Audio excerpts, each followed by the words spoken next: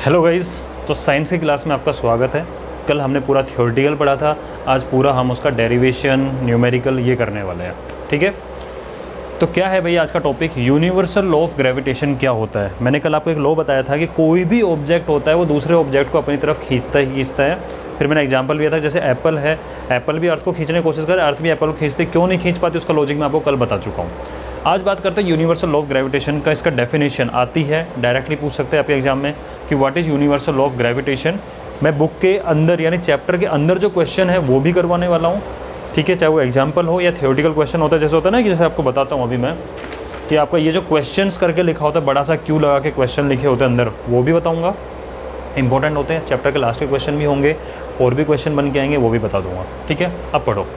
Every object in the universe, her object universe का, चाहे वो मार्कर हो, चाहे मैं हूँ, चाहे कोई भी हो, इन the universe attract every object with अ, यानी जो भी ऑब्जेक्ट, ये है मार्कर, ठीक है, ये मार्कर दीवार को भी खींच रहा है अपनी तरफ, बोर्ड को भी खींच रहा है, कैमरा को भी खींच रहा है, मेरे को खींच रहा है, सबको अट्रैक्ट करने की कोशिश कर रहा है, लेकिन क्यों नहीं कर पा रहा है वो मैंने आपको कल बताया था इस चीज़ को। ठीक है, तो विद अ फोर्स, एक फोर्स की तरफ, एक फोर्स की वजह से खींच पाता है, ये अपनी तरफ अट्रैक्ट करता है, that is known as gravitational force. यानी कि every object in the universe, universe का हर object attract every object with a force, एक फोर्स से खींचता है हर ऑब्जेक्ट को। उस फोर्स का नाम क्या होता है? ग्रेविटेशनल फोर्स होता है। ये कंप्लीट नहीं हुई है डेफिनेशन, डेफिनेशन यहाँ पूरी कंप्लीट होगी। क्या कि दिस फोर्स, जो ग्रेविटेशनल फोर्स होता है, is proportional to the product of their masses. जैसे सपोज करो कि ये मैं इसको खींच रहा हूँ अपनी तरफ, ये मेरे को खींच रहा है, हर ऑब्जेक्ट है भाई, मैं भी एक ऑब्जेक्ट हूँ, मैं भी इसको खींचूंगा, तो किसके प्रोपोर्शनल होगा? हम दोनों के जो मास होगा, मेरा जो मास होगा और इसका जो मास होगा, हम दोनों के मास के प्रोडक्ट के तो प्रोपोर्शनल होगा। ठीक है, is proportional to product of their masses and inversely proportional होगा किसके? Square of the distance between them. यानी कि दोनों के मास के प्रोडक्ट के तो प्रोपोर्शनल होता है, ठीक है, और इन्वर्सली प्रोपोर्शनल होता है किस चीज़ के? उनके बीच में जो डिस्टेंस होता है उसके स्क्वायर के इन्वर्सली प्रोपोर्शनल होता है। ठीक है, अब एक एक चीज़ करके पढ़ते हैं। तो हम क्या डिनोट कर रहे हैं? तो क्या बोला? Every object universe attract with a force. ये जो फोर्स इसको एफ से डिनोट करने वाले हैं। ठीक है, अब मान लेते हैं कि ये वाली चीज़, और दूसरा ये जो फोर्स होगा ना, उन दोनों ऑब्जेक्ट का जो सेंटर होगा, उन सेंटर को ज्वाइन करने वाली जो लाइन होगी, उस लाइन के अलोंग लगता है फोर्स। कैसे? समझो, डायग्राम से समझो, फिर डेरिवेशन करेंगे इसका। मान लो कि एक ऑब्जेक्ट है, एक दूसरा ऑब्जेक्ट है, ठीक है, इसका सेंटर ये हो गया, इसका सेंटर ये हो गया, तो इन दोनों के सेंटर को जो ज्वाइन करने वाली लाइन होगी, इसके अलोंग फोर्स लगेगा। यानी कि ये वाला इसको अपनी तरफ खींच रहा है, ये एरो शो कर रहा है कि ये वाला ऑब्जेक्ट, मान लो ऑब्जेक्ट ए है, एक ऑब्जेक्ट बी है, ये मान लेते हैं अर्थ है, ये मान लेते हैं मून है फॉर एग्जांपल। अर्थ का सेंटर ये हो गया, मून का सेंटर ये हो गया, स्फेरिकल शेप है दोनों की। ये मून अर्थ को अट्रैक्ट कर रहा है अपनी साइड, तो ये एरो तो इसको दिखा रहा है, और मून भी, ये सॉरी, अर्थ भी मून को अपनी तरफ अट्रैक्ट कर रही है। इसको मान लेते हैं ऑब्जेक्ट ए है, इसका नाम है अर्थ, और ऑब्जेक्ट बी है, इसका नाम है मून फॉर एग्जांपल। तो मून अर्थ को अपनी तरफ अट्रैक्ट कर रहा है, तो एरो ऐसा लग गया। अर्थ भी मून को अपनी तरफ अट्रैक्ट कर रही है, एरो ये लग गया। तो ये दोनों सेंटर को ज्वाइन करने वाली लाइन, एक एक लाइन का मतलब समझना है आपको, ठीक है, कि दोनों ऑब्जेक्ट का सेंटर को ज्वाइन करने वाली लाइन है, उस लाइन है, उसके अलोंग ये फोर्स लगता है। अब हम इसको यूनिवर्सल लॉ ऑफ ग्रेविटेशन का डेरिवेशन स्टार्ट करते हैं। तो ये object A earth, object B moon, मान लेते हैं इसका सेंटर, और मान लिया दोनों सेंटर के बीच में जो डिस्टेंस है, उस डिस्टेंस को मैंने मान लिया डी। दोनों के सेंटर के बीच का डिस्टेंस क्या हो गया? डी, क्योंकि सेंटर से ही लगता है ये। ठीक है, दूसरी बात, मान लेते हैं कि इसका मास है कैपिटल एम, इसका मास है स्मॉल एम। ठीक है, डिनोट करने की चीज़ है, कोई प्रॉब्लम नहीं है। अब हमने क्या सीखा इस चीज़ को, कि जो फोर्स है, दिस फोर्स इज़ प्रोपोर्शनल, यानी कि फोर्स एफ इज़ प्रोपोर्शनल, ये प्रोपोर्शनल का साइन होता है। ठीक है, किसके प्रोपोर्शनल है? प्रोडक्ट ऑफ देयर मासेज, उनके मासेज, उनके मास का प्रोडक्ट के प्रोपोर्शनल है। प्रोडक्ट क्या हो जाएगा? दोनों को मल्टीप्लाई करो, इसका मास है एम, इसका मास है स्मॉल एम, तो कैपिटल एम और स्मॉल एम, ठीक है, इन दोनों के मास के प्रोडक्ट कुछ लोग इसको ऐसा भी लिखते हैं कि इसको m1 मान ले, इसको m2 मान ले, तो वो लिख देते हैं कि f is proportional to m1 multiply m2। एक ही बात है, इसमें कोई डिफरेंस नहीं है। वो अपने ऊपर मानने के ऊपर आप क्या मान रहे हो, सिंबल क्या दे रहे हो, ठीक है। तो फोर्स जो है प्रोपोर्शनल होगा इन दोनों के मास के प्रोडक्ट के। Second thing, and inversely proportional होगा। F जो है इन्वर्सली प्रोपोर्शनल मतलब 1/, हो गया। इन्वर्सली प्रोपोर्शनल होगा to square of distance between them. Distance क्या माना है हमने दोनों के बीच में, d, तो इसका स्क्वायर। ये आपका बनता है यूनिवर्सल लॉ ऑफ ग्रेविटेशन। अगर आपसे कोई पूछे तो आप पूरा बता सकते हो इस चीज़ को, क्या कि every object in the universe attract every object with a force, that force is known as gravitational force, and that force is directly proportional to product of their masses and inversely proportional to square of distance between them. Directly proportional to product of masses, inversely proportional to square of distance between them. अब इन दोनों condition को अगर मैं combine कर दूं, इसको note कर लेना भाई, ये डेफिनेशन आपको बना के दी है मैंने, ठीक है। एक साथ जो बुक में लिखी हुई इसको रटने में टाइम लगेगा, मतलब रटना, इसको मैंने टुकड़ों में 2 पार्ट में ब्रेक कर दिया। क्या अट्रैक्ट करते हैं उसको ग्रेविटेशन फोर्स करते हैं, और फोर्स होता है डायरेक्टली प्रोपोर्शनल तो इन्वर्सली प्रोपोर्शनल। इसको नोट कर लेना, ठीक है। अब सुनो, अगर मैं इन दोनों चीज़ों को कंबाइन करूं तो F is proportional to, numerator वाली चीज़ न्यूमरेटर में रखो, m मल्टीप्लाई m, और ये डिनोमिनेटर में है तो ये नीचे रहेगा। तो जो न्यूमरेटर वाला पार्ट था न्यूमरेटर में, डिनोमिनेटर वाला पार्ट डिनोमिनेटर में, दोनों चीज़ों को कंबाइन करने पर ये चीज़ निकल के आ रही है मेरा कि F is proportional to m multiply m and F is inversely proportional to d square, ठीक है। एक बार इसको नोट करो, इरेज करके मुझे आगे समझाना है, क्योंकि आज न्यूमेरिकल भी करेंगे और 1-2 क्वेश्चन जो चैप्टर एंड के हैं लास्ट में उनमें से उठाने वाला हूँ इस टॉपिक से रिलेटेड, ठीक है। हाँ जी, अब क्या होगा कि जो आपने लिखा कि F is proportional to product of their masses, उनके मास का प्रोडक्ट, और d स्क्वायर। और याद रखना कभी भी प्रोपोर्शनल साइन हटता है तो एक प्रोपोर्शनलिटी कांस्टेंट आता है, या कांस्टेंट ऑफ प्रोपोर्शनलिटी कभी भी हटता है। जैसे सपोज करो, एक एग्जांपल से समझा देता हूँ इस चीज़ को। आपके 9th के अंदर एक चैप्टर 4 है मैथ्स के अंदर, उसमें भी दिया हुआ है। वैसे भी समझो इस चीज़ को कि मान लो y की वैल्यू x के प्रोपोर्शनल है। अगर हम ग्राफ की बात करें, y is proportional to x, यानी जैसे जैसे x इंक्रीज होगा y भी इंक्रीज होगा, तो उसको हम y इक्वल टू, जब भी प्रोपोर्शनल को उठा के इक्वल साइन लाओगे तो कोई एक कांस्टेंट आएगा ही आएगा। जैसे आपने लिखा होगा force is proportional to acceleration, ठीक है, and equal to m multiply a, ये आ जाता है F इक्वल टू ma, ठीक है। फादर इक्वल टू माँ, वो बात की बात है। सिंपल चीज़ समझो आप इस चीज़ को कि कभी भी प्रोपोर्शनलिटी साइन हटता है तो इक्वल साइन लगाते हैं, ठीक है। कि किस चीज़ के साथ में इंक्रीज हो रहा है वो हम प्रोपोर्शनल वाला चैप्टर के अंदर मैंने डिटेल में बताया हुआ है, आप पढ़ लेना उसको, ठीक है। तो सिंपल चीज़ है कि जो F है, जब प्रोपोर्शनलिटी साइन को हटाऊंगा तो इक्वल लेके आऊँगा और एक कांस्टेंट आ जाएगा साथ में। अगर मैं उसके अंदर अभी घुस गया बताने में तो फिर डिटेल ज़्यादा चली जाएगी, कभी सेपरेट बता दूंगा उसको मैं।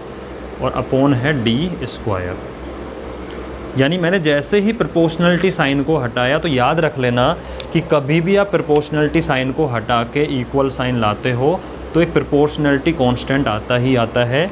तो यहाँ पे g क्या है, g है कांस्टेंट ऑफ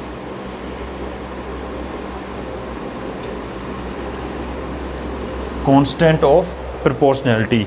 g क्या है यहाँ पे, कांस्टेंट ऑफ प्रोपोर्शनलिटी। और इसका एक नाम और है, वो है यूनिवर्सल ग्रेविटेशन कांस्टेंट। जी का एक नाम है यूनिवर्सल ग्रेविटेशन कांस्टेंट। यूनिवर्सली हम इसी ग्रेविटेशन कांस्टेंट को जगह यूनिवर्सली हम जी ही यूज़ करने वाले हैं, ठीक है। तो F अब तक हमने क्या समझा कि जो फोर्स होगा, हर चीज़ एक दूसरे को अट्रैक्ट करती है, किसी फोर्स से अट्रैक्ट करेगी, वो फोर्स क्या होगा, दोनों के मास के प्रोडक्ट के प्रोपोर्शनल, और दोनों के बीच जो डिस्टेंस है उसके स्क्वायर के इन्वर्सली प्रोपोर्शनल। कंबाइन की दोनों सिचुएशन को, तो F proportional m multiply m, ठीक है, और अपॉन में हो जाएगा d स्क्वायर। जैसे प्रोपोर्शनल साइन हटा इक्वल साइन आ गया, g आ गया, और g को मैंने बता दिया कांस्टेंट ऑफ प्रोपोर्शनलिटी, इसको यूनिवर्सल ग्रेविटेशन कांस्टेंट भी बोला जाता है, ठीक है। अब तो आपको कुछ नहीं है, अब तो इस फॉर्मूला को डिफरेंट वे में यूज़ करके आपसे, देखो सीधी सी बात है, जब हम फॉर्मूला जानते हैं, ज़रा लिंक करना चीज़ों को, आपको पता है कि अगर आपको एक फॉर्मूला पता है, कौन सा फॉर्मूला पता है, एग्जांपल समझाता हूँ। आपको पता है डिस्टेंस इक्वल टू होता है स्पीड मल्टीप्लाई टाइम। तो यहाँ से मैं स्पीड नहीं निकाल सकता, डिस्टेंस के अपोन में टाइम को लेकर चला जाऊँगा। यहाँ से टाइम अगर निकालना हो, डिस्टेंस के अपोन में स्पीड लेकर चला जाऊँगा। कहने का मतलब है कि आपका बेसिक फॉर्मूला तो ये बनता है। इस फॉर्मूला में हो सकता है कि आपसे ये किसी अलग अलग टाइम पे अलग अलग चीज़ की वैल्यू निकलवाएगा, तो वो हम आराम से निकाल देंगे। कैसे? यहीं से बोलता है कि अगर मुझे जी की वैल्यू फाइंड करनी है, तो ध्यान देना, अगर मुझे जी की वैल्यू फाइंड करनी है तो क्या क्या होगा। हमें पता है अगर मुझे जी पे फोकस करना है तो जो डिवाइड में है वो मल्टीप्लाई में हो जाता है। अगर इक्वल साइन को क्रॉस करता है तो देखना एफ तो बैठा हुआ है, ठीक है, डिवाइड में था डी स्क्वायर, तो मल्टीप्लाई में हो जाएगा डी स्क्वायर। क्लियर? और एम मल्टीप्लाई एम, इसके मल्टीप्लाई में थे, वो कहाँ चला जाएगा, डिवाइड में चला जाएगा, तो ये हो जाएगा एम मल्टीप्लाई एम। ठीक है, रटना, इस फॉर्मूले को तो बिल्कुल याद नहीं करना है, कुछ भी याद नहीं करना, आपको ये समझ में आना चाहिए एफ हो जाएगा एम मल्टीप्लाई एम, उसके प्रोपोर्शनल होता है, डी स्क्वायर के इन्वर्सली होता है, तो M M upon D square और जी लग जाता है। तो ये फॉर्मूला तो आपके माइंड में रहेगा क्योंकि हमें डेफिनेशन पता है हमें। उसके बाद ये हम बनाएंगे, तो कोई भी इसको मत रटने बैठ जाना, ठीक है, इसी को याद रखो माइंड के अंदर। अब सुनो, इसकी यूनिट क्या होगी।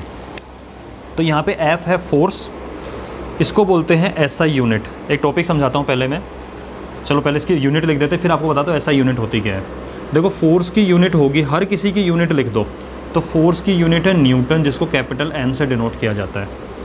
डिस्टेंस को आपको लेना है मीटर में, तो मीटर डी स्क्वायर, तो मीटर का भी क्या हो जाएगा, स्क्वायर हो जाएगा। भाई एक डिस्टेंस मीटर में है, दूसरा डिस्टेंस मीटर में है, दोनों को मल्टीप्लाई किया हुआ है हमने, स्क्वायर करोगे तो मीटर स्क्वायर अपॉन मास को लेना है आपको किलोग्राम में, तो इसका मास भी किलोग्राम में, इसका मास भी किलोग्राम में, तो किलोग्राम मल्टीप्लाई किलोग्राम क्या हो जाएगा, किलोग्राम स्क्वायर। तो इसकी जी की यूनिट होती है newton metre square upon kilogram square. ये भी आपको रटनी नहीं है, हमें अगर ये वाला फॉर्मूला आता है तो उससे हम जी निकाल लेंगे।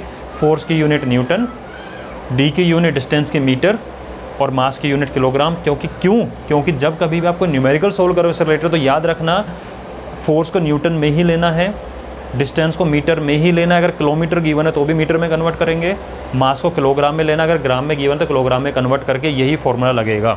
ठीक है, इसको एक दूसरे तरीके से लिखा जा सकता है, इसकी यूनिट को क्या, न्यूटन मीटर स्क्वायर, और हमें पता है नीचे अगर पावर पॉजिटिव हो तो ऊपर पावर क्या हो जाती है, नेगेटिव हो जाती है किसी भी चीज़ की, तो किलोग्राम की पावर -2, नीचे +2 है, ऊपर जाके क्या हो जाएगी, ये -2 हो जाएगी। समझ में आ रहा है इस चीज़ को? तो इससे जी का फॉर्मूला बन गया, इसको इन तरह से हम यूज़ करके अब न्यूमेरिकल सोल्व करने वाले हैं। हाँ जी, तो मैंने लिखा है यहाँ पे एसआई यूनिट क्या होता है। ठीक है, पहली बात, एसआई यूनिट का फुल फॉर्म पता होना चाहिए। आई स्टैंड्स फॉर इंटरनेशनल, एस मतलब सिस्टम, तो इंटरनेशनल सिस्टम्स ऑफ यूनिट को बोलते हैं एसआई यूनिट। ठीक है, तो एसआई का मतलब है इंटरनेशनल सिस्टम ऑफ यूनिट्स। इसका मतलब इंटरनेशनली एक पर्टिकुलर सिस्टम को फॉलो किया जाता है, क्योंकि देखो होता ये है कि आपने यहाँ कोई भी चीज़ को मीजर किया, कोई ग्राम में कर रहा है, कोई किलोग्राम में कर रहा है, कोई ऐसे कर रहा है, वो ठीक है, लेकिन स्टैंडर्ड नोटेशन होना चाहिए किसी पर्टिकुलर चीज़ के लिए। अगर जी के आपको यूनिट बात करें तो जी की यूनिट ये बनेगी, कोई लिख रहा है इसको ग्राम के अंदर, कोई किसी में लिख रहा है, तो एक इंटरनेशनल सिस्टम फॉलो नहीं होता। यूनिफॉर्मिटी बनाने के लिए क्या करते हैं कि इंटरनेशनल सिस्टम को फॉलो किया हुआ है। तो it is modern form of matric system. ठीक है, जो ऐसा यूनिट एक मॉडर्न फॉर्म है आज के टाइम की। It is the only system of measurement करने का अकेला सिस्टम है जो कि ऑफिशियल स्टेटस मिला हुआ है। इस चीज़ को क्या मिला हुआ है, ऑफिशियल स्टेटस मिला हुआ है, हर गवर्नमेंट इसको यूज़ करने को बोली गई। और इसका मतलब क्या होगा, सब्जेक्ट यूनिफॉर्मिटी हो जाएगी। क्योंकि देखो साइंटिस्ट यहाँ भी है, साइंटिस्ट अदर कंट्री में भी है, वो कोई भी एक्सपेरिमेंट करेंगे, अगर सेम यूनिट यूज़ करेंगे तो यूनिफॉर्मिटी होती है, उनको समझने में प्रॉब्लम नहीं आएगी।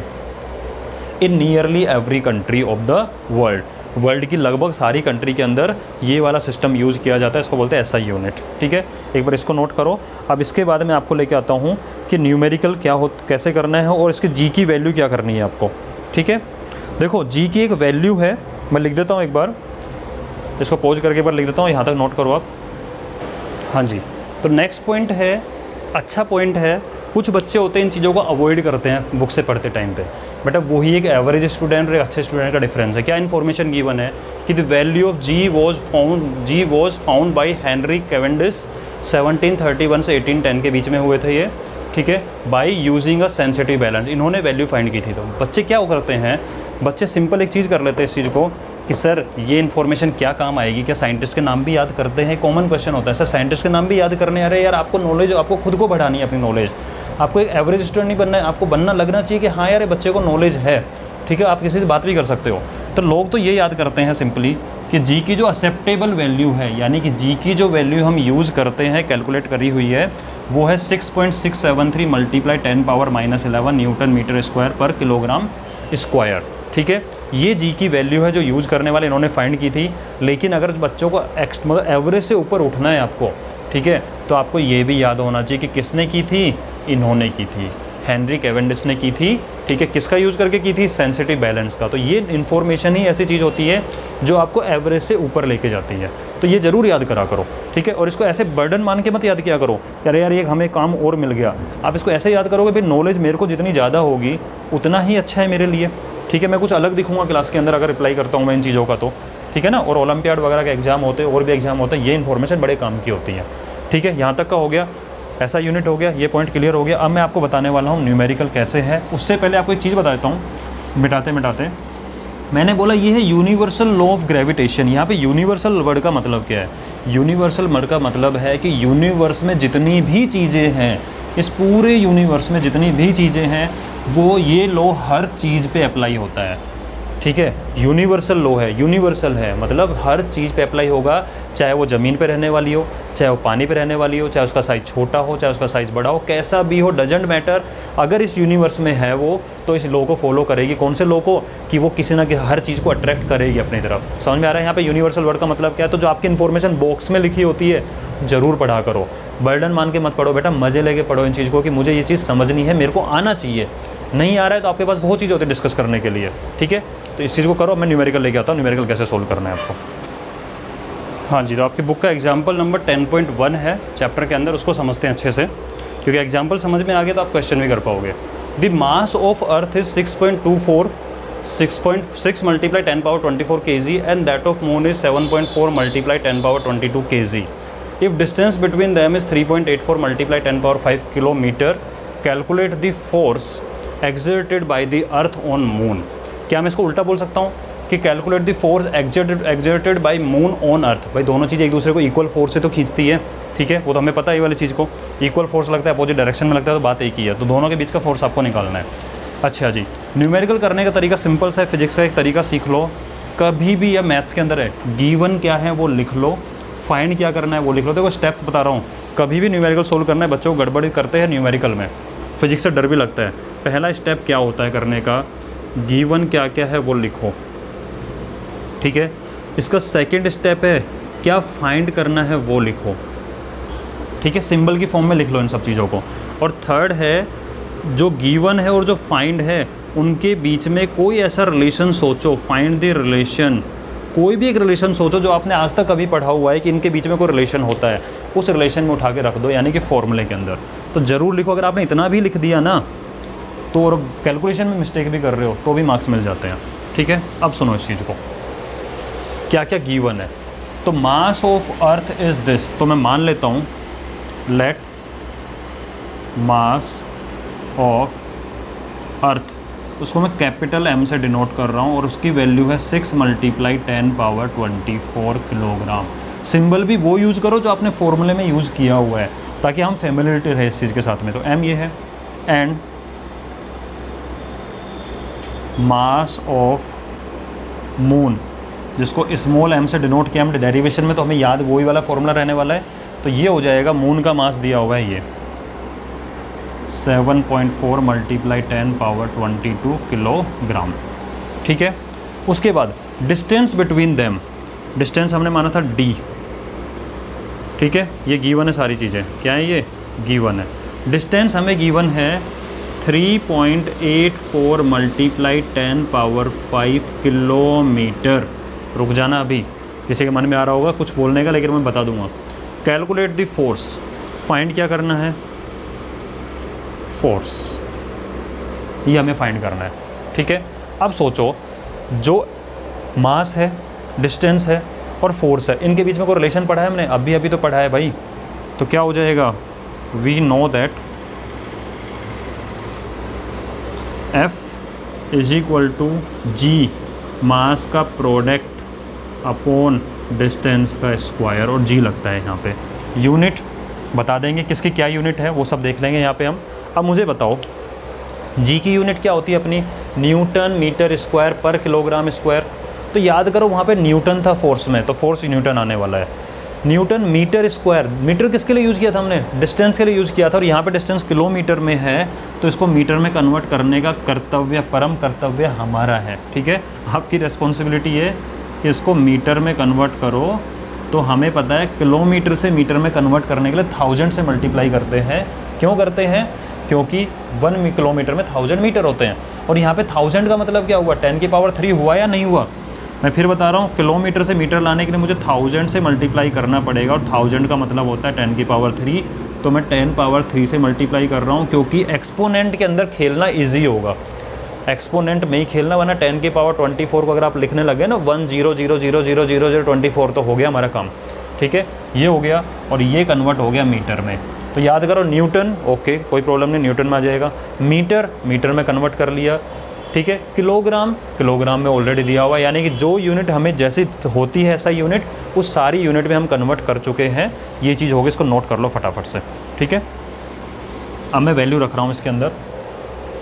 तो मेरे f की वैल्यू जो आएगी वो आएगी जी की वैल्यू गिवन है, तो हमें यही यूज़ करनी है, और गिवन नहीं है तो पूरी यूज़ करेंगे। लेकिन यहाँ पे देखो डेसिमल के बाद ओनली 1 प्लेस ली हुई, तो यही यूज़ करेंगे। तो जी का मतलब हो गया 6.7 मल्टीप्लाई 10 पावर -11 हो गया जी। एम दोनों मास का प्रोडक्ट, तो ये है आपका 6 मल्टीप्लाई 10 पावर 24। ठीक है, मल्टीप्लाई 7.4, इसको भी मल्टीप्लाई करेंगे, multiply 10 power 22 GMM upon D square. तो देखो एक चीज़ बताओ, क्या मैं इसको कंबाइन करके ऐसा लिख सकता हूँ कि 3.84 और 10 की पावर 5 और 10 पावर 3 मिलके पावर ऐड होगी तो 10 पावर 8 बन जाएगा, क्योंकि मल्टीप्लाई में बेस सेम है तो पावर क्या होती है, ऐड होती है।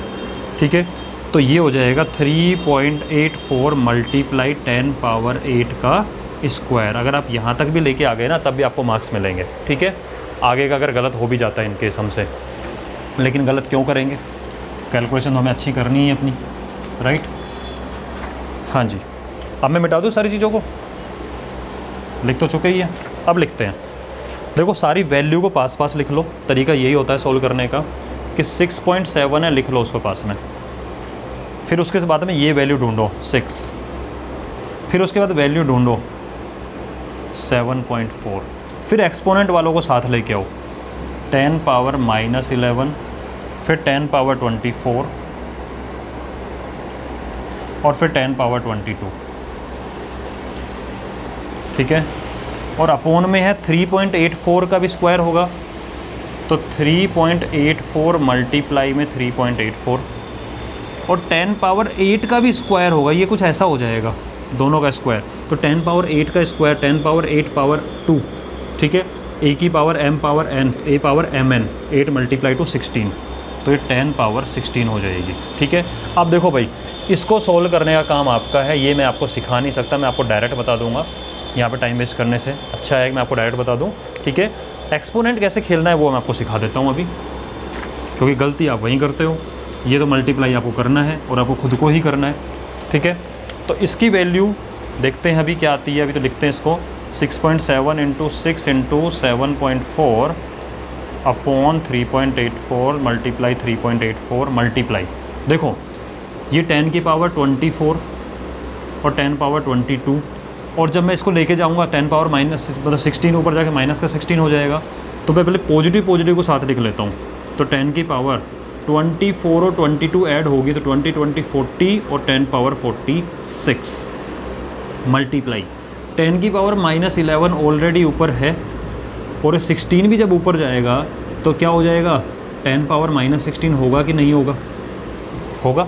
10 पावर 16 नीचे ऊपर जाएगा 10 पावर -16 होगा, यानी ये भी नेगेटिव ये भी नेगेटिव, तो क्या मैं इन दोनों को ऐड नहीं कर सकता नेगेटिव नेगेटिव को। तो देखो 10 पावर 46 है और 10 की पावर हो जाएगा 16 17 27, 46 और 27 सब्ट्रैक्ट होंगे अब, क्यों, क्योंकि पॉजिटिव है नेगेटिव है, तो ये बन के आपका आ जाएगा 10 पावर 19।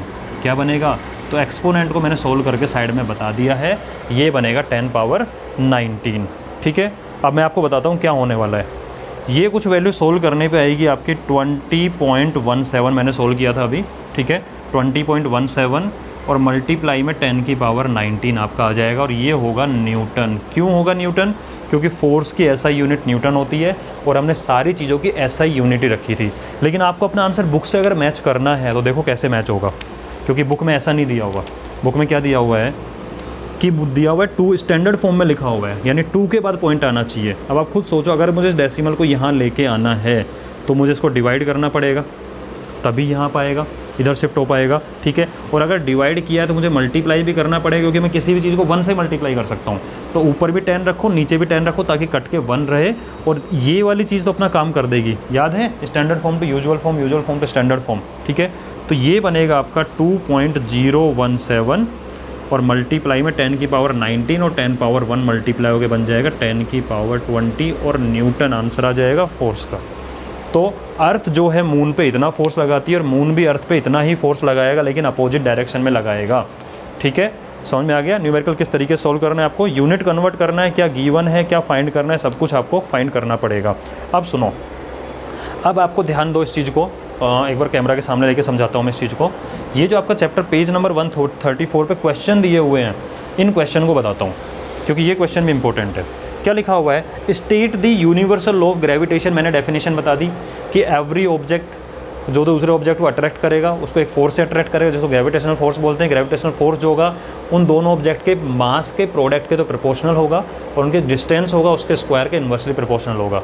इसका स्टेटमेंट बता चुका हूँ मैं। सेकंड क्या है? Write the formula to find the magnitude of gravitational force between the earth and on object on the surface of earth. ये क्वेश्चन मैं लिख नहीं रहा हूँ क्योंकि आपके एनसीईआरटी में गिवन है। मैं आपको इस क्वेश्चन का आंसर बताता हूँ किस तरीके से करना है, ठीक है। अब सुनो अच्छे से इसको, क्वेश्चन को वैसे समझ लो डायग्राम से, लैंग्वेज पूरी आपकी बुक में लिखी हुई है एनसीईआरटी में। क्या कहना चाह रहा है ये क्वेश्चन? समझना कि ये अर्थ है, हम जानते हैं अर्थ को, ये सेंटर है, तो सेंटर नीचे है भाई, हम सरफेस के ऊपर है। याद रखो हम कहाँ हैं? सरफेस के ऊपर हैं और पूरा सॉलिड है ये। तो हम यहाँ कहीं बैठे हुए हैं सरफेस के ऊपर, ठीक है। ये आप बैठे हुए यहाँ पे आराम से पैर वैर टिका के अच्छे से मस्त बैठे हुए हो, मैं तो खड़ा हूँ, आप बैठे हुए हो, ठीक है। अब देखो ये अर्थ और अर्थ का सेंटर और ये ऑब्जेक्ट जो होगा इनके बीच में कुछ डिस्टेंस होगा, क्योंकि सीधी सी बात है, मुझे पूछा क्या है, क्वेश्चन ये है कि अर्थ है, अर्थ के सरफेस पे कोई बैठा हुआ है, तो आपको कैलकुलेट करना है। कैलकुलेट नहीं करना, आपको सिर्फ फॉर्मूला देना है कि फॉर्मूला बताओ जिससे कि मैं एक फोर्स की वैल्यू फाइंड कर सकूं। कौन से फोर्स की? जितना फोर्स अर्थ उस ऑब्जेक्ट पे लगा रही है। तब आप मुझे बताओ, चलो इसको यहाँ ना लेके मैं ऊपर ले लेता हूँ ताकि आपको ईजी पड़े समझने में। यहाँ बैठे हुए हैं अपन, ठीक है। अब मुझे बताना, हमने डिस्टेंस फाइंड की थी सेंटर से, तो अर्थ के सेंटर से इस ऑब्जेक्ट की जो डिस्टेंस होगी, अब आप सोचो स्फेयर है या नहीं अर्थ?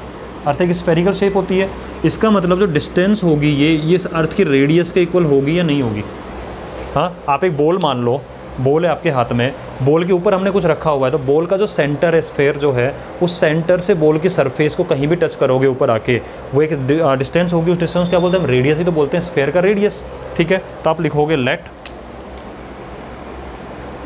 Radius of earth equal to are.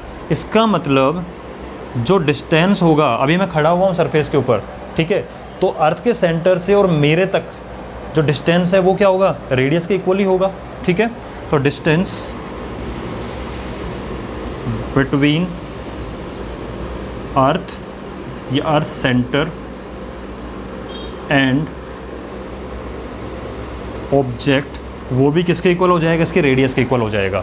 और मैंने मान लिया कि जो अर्थ है, जो मास ऑफ अर्थ है, मास ऑफ अर्थ को मैंने कैपिटल M से मान लिया, और जो इस ऑब्जेक्ट का मास है, कुछ भी रखा हुआ है कि मास ऑफ ऑब्जेक्ट जो भी है, इसको मैंने स्मॉल m ही मान लिया, ठीक है। अब मुझे बताओ जो फोर्स लगेगा, जितना फोर्स अर्थ लगाएगी, जो ग्रेविटेशनल फोर्स लग रहा है, उसकी वैल्यू क्या होती है? G, दोनों के मास का प्रोडक्ट, G अर्थ का मास, ऑब्जेक्ट का मास, अपॉन दोनों के बीच के डिस्टेंस का स्क्वायर। और डिस्टेंस क्या है दोनों के बीच में? R, जो अर्थ की रेडियस है उतनी डिस्टेंस है, तो R का स्क्वायर। तो ये फॉर्मूला बन जाएगा किसी भी ऑब्जेक्ट के ऊपर अर्थ कितना फोर्स लगा रही है, आपसे सिर्फ फॉर्मूला पूछा था, ठीक है। तो ये हो जाएगा G multiply M upon R square. इसको नोट कर लीजिए एक बार, ठीक है।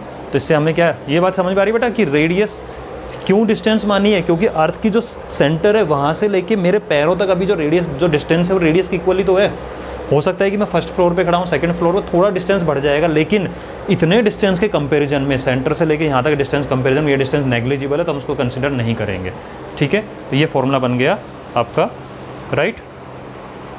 अब हम करते हैं इसका नेक्स्ट, ठीक है। अब एग्जाम्पल नहीं, अब मैं आपका चैप्टर के एंड में जो क्वेश्चन है वहाँ से करने आ रहा हूँ,